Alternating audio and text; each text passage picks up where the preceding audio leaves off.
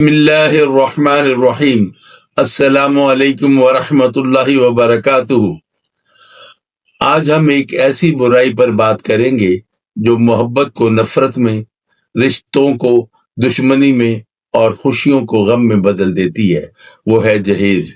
सूरत निसा आयत नंबर 4।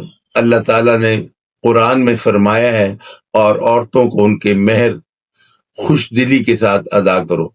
यानी इस्लाम में लड़के की तरफ से लड़की को मेहर देना लाजिम करार दिया गया है, ना कि लड़की के वालिदैन से कुछ मांगना।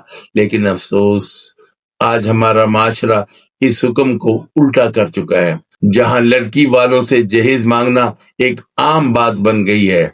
जहेज एक ऐसा जुल्म बन चुका है जिसने गरीब बापों की कमर तोड़ दी है। कितनी ही बेटियां सिर्फ इसलिए बैठी रह जाती हैं कि उनके वालिदैन के पास जहेज देने के लिए कुछ नहीं होता। कितने ही वालिदैन अपनी बेटी की शादी के लिए कर्ज लेते हैं और सारी जिंदगी सूद और शर्मिंदगी के बोझ तले दबे रहते हैं। यही नहीं, जहेज की ख्वाहिश ने बेटियों को घर में जिल्लत और ससुराल में जुल्म के तूफान में झोंक दिया है।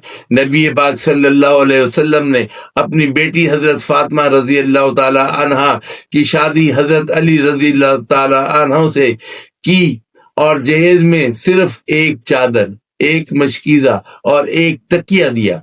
हजरत अली फरमाती हैं, जब मैंने फातिमा रज़ियल्लाहु ताला अन्हा से निकाह किया तो रसूलुल्लाह सल्लल्लाहु ताला अलैहि वसल्लम ने फरमाया, ए अली, फातिमा तुम्हारी बीवी है और उसका जहेज सिर्फ चंद चीजें हैं। ये थी रसूलुल्लाह सल्लल्लाहु अलैहि वसल्लम की बेटी का निकाह।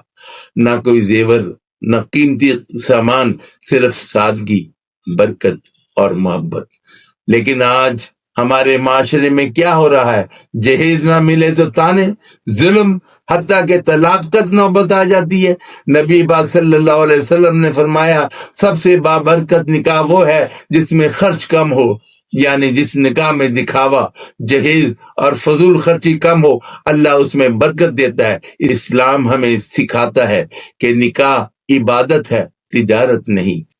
निकाह में शर्तें लगाना, जहेज मांगना या माली दबाव डालना सब नाजायज और गुनाह है। उलमा फरमाते हैं, जो शख्स जहेज मांग कर निकाह करे वो दरअसल जुल्म और हिर्स का दरवाजा खोलता है, और ऐसे निकाह में कभी सुकून नहीं रहता। जहेज के नुकसानात बहुत ज्यादा हैं। नंबर 1, गरीब तबके में बेटियों की शादी मुश्किल हो जाती है। नंबर 2, वालिदैन कर्ज और जिल्लत में जिंदगी गुजारते हैं। नंबर 3, रिश्तों में बरकत खत्म हो जाती है। नंबर 4, बेटियों पर नफ्सियाती दबाव बढ़ जाता है।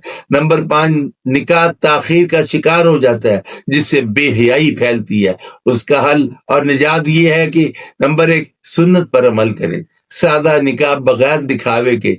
नंबर 2, बेटियों को तालीम और दीन की दौलत दें, सामान की नहीं।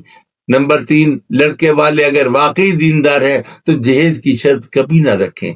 नंबर 4, मसाजिद और उलमा को चाहिए कि जहेज के खिलाफ आवाज बुलंद करें। नंबर 5, नौजवान नस्ल खुद मिसाल बने, सादगी को फख्र बनाए, दिखावे को नहीं।